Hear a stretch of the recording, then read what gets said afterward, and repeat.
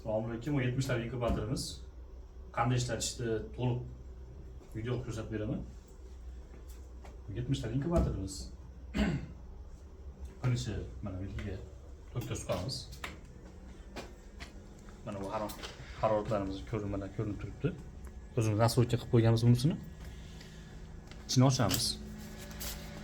İçini ochganimizda mana bunday kitobchasi chiqadi. Bu kitobchasida mana bu yerda Telegram kanalimiz bor. Bu yerdan skaner qilsanglar, xuddi shu video chiqadi. Mana bu yerda kanalimizning nomi bor mana. Nomerlari bor mana. Orqasida graduslarni yozib qo'yganmiz tayyor qilib. Tushunmaganlar uchun mana bu yerda Telegram kanalimizning videosi bor. Mana bu yerda bu poklar, tuxumlar teriladi. Shuni pastga qilib mana yonbosh bo'lgan holatda tuxum teriladi. To'g'ri yonbosh qilib olsanglar osonroq bo'ladi. Shuni pastga qilib mana bu yerdan terib tepaga qarab ketiladi. Qimillab qolgan joyiga sindirib to'kaydi. Orasiga qistirib qo'yiladi. Buni balansировкасini tuxumda iloji boricha bir xil qilib teringlar. Bir tomonga bunday yoki bunday emas. Balansировкасini bir xil terib mana bu uporiga qadab turib yoqasizlar mana oxirgi holatga qadaldi. Bu motor mana. Shu motorni ishlatish bu. Minus tomonga bosib qo'yamiz. Motor 2 soatda bir aylanadi. Minus tomoni ishlaydi. 19-kuni eslardan chiqmasa 0 tomonga tushirib qo'yasizlar. 19-kuni mana bunaqa tekis ровный holatga qo'yib qo'yiladi mana. Ровный holatga qo'yib tuxumlarni iloji bo'lsa tekshirib urug'lanmaganini olib tashlasanglar, keyin qolganini bu yerga yotkizgan holatda teriladi. Undan keyin mana bu yerdan issiq suv quyiladi.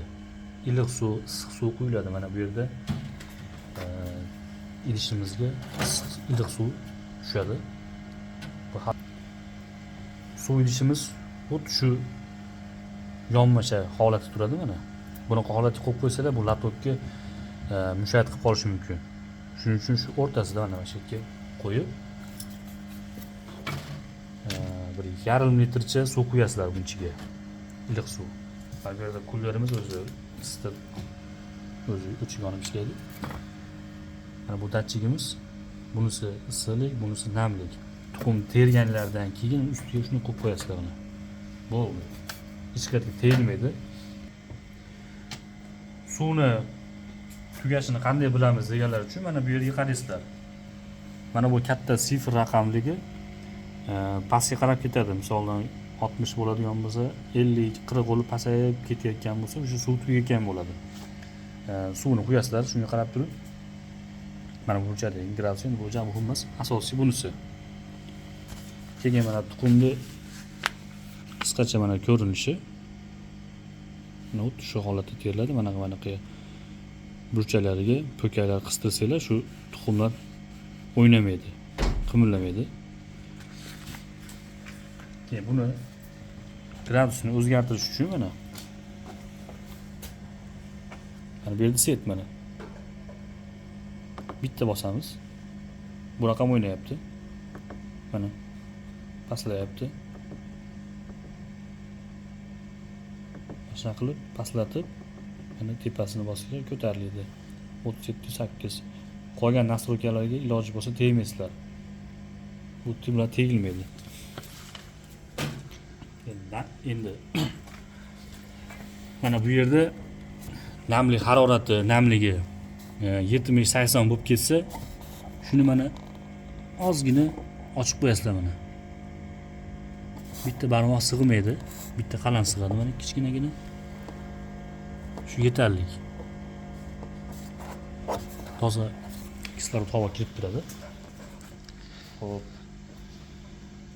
Hozircha shu video shularga qarab to'liq ochirib olsanglar, xudo xolasa yaxshi chiqadi. Yana bir narsa aytish yozma ko'tarilibdi. 12 kun tuxumni terilgandan keyin 12 kun ichida bu qopqog'ini ochmaymiz. Mana. Qopqog'ini 12 kun ochmaysizlar. 12-kun, 13-kunga o'tgandan keyin shu qopqog'ini olamiz. 5 minut bularga ichkiretga, bo'ytlarga tegmaymiz. 5 minut ertamanda, 5 minut kechki payt xonasini havosini o'zgartiramiz. Toza kislorod havo kiradi. Xo'p. Yana